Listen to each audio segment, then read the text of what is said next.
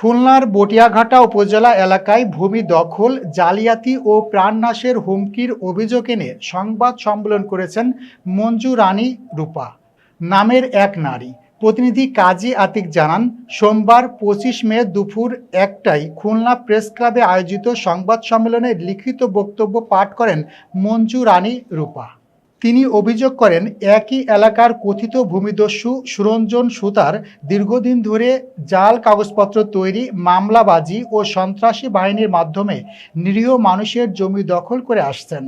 সংবাদ সম্মেলনে তিনি জানান, ২০০৩ সালে খুলনার বটিয়াঘাটার ঠিকরাবাদ মৌজায় জমি ক্রয় করে সেখানে পরিবার নিয়ে বসবাস শুরু করেন।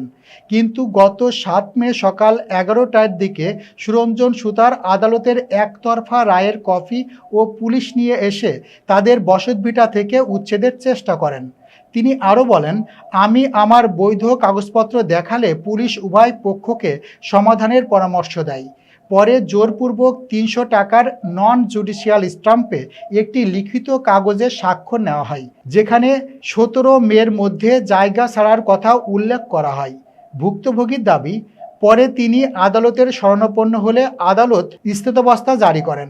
কিন্তু এরপর থেকেই অভিযুক্ত পক্ষ তাকে ও তার পরিবারকে বিভিন্নভাবে ভয়ভীতি ও হুমকি দিয়ে আসছে। একজনের নাম আমি জানি, আর ওই বাহিনীতে আরও ৩-৪ জন আছে আমি জানি না। সে আছে সুরঞ্জন সুতার। সে আমার জমি এই প্রতারণা করতেছে।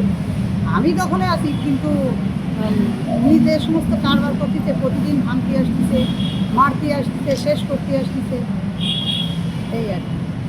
আমি চাই যেন আপনাদের মাধ্যমে আমার সব সুবিচার হয়।